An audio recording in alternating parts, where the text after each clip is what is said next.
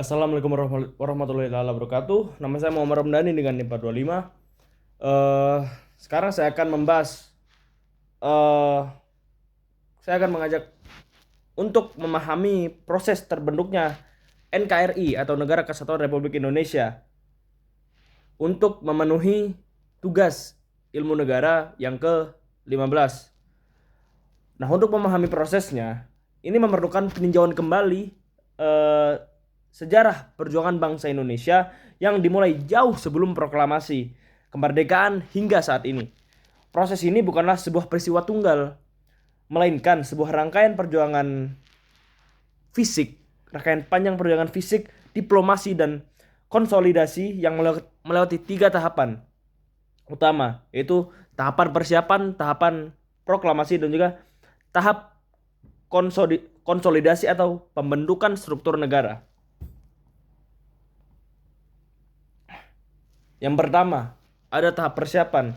Tahap persiapan ini untuk membangun fondasi dan juga kesadaran nasional.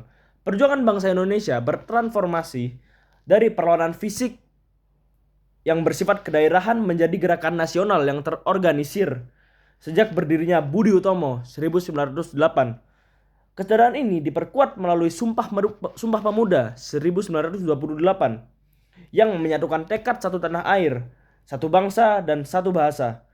Menjelang akhir Perang Dunia II, persiapan teknis dilakukan oleh BPUPKI yang berhasil merumuskan Pancasila dan rancangan Undang-Undang Dasar.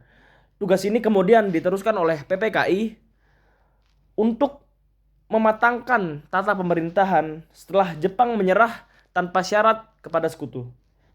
Lalu yang kedua ialah tahap proklamasi, detik-detik kelahiran negara.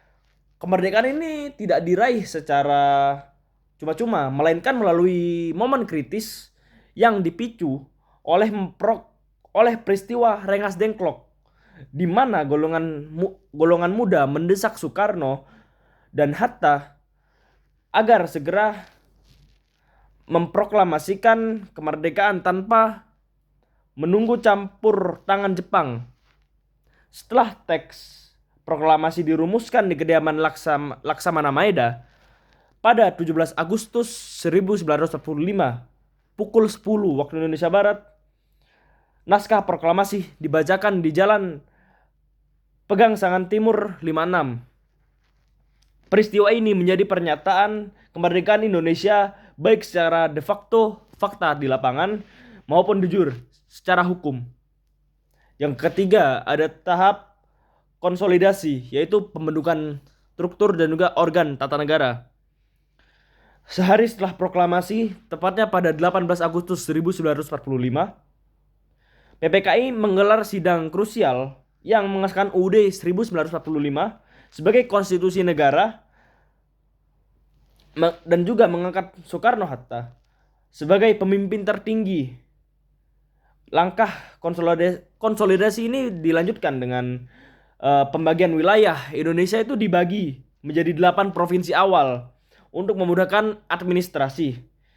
Lalu pembentukan kabinet, yaitu terbentuknya 12 kementerian untuk menyalakan roda pemerintahan, dan KNIP sebagai lembaga legislatif sementara.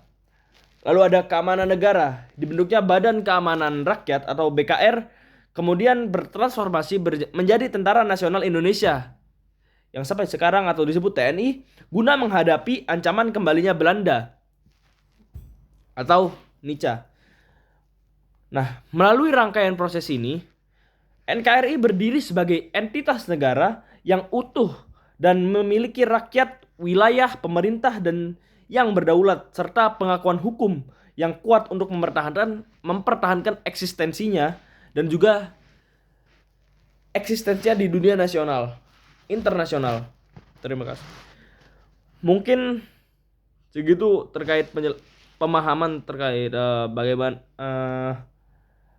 bagaimana kemerdekaan Indonesia itu. Terima kasih. Assalamualaikum warahmatullahi wabarakatuh.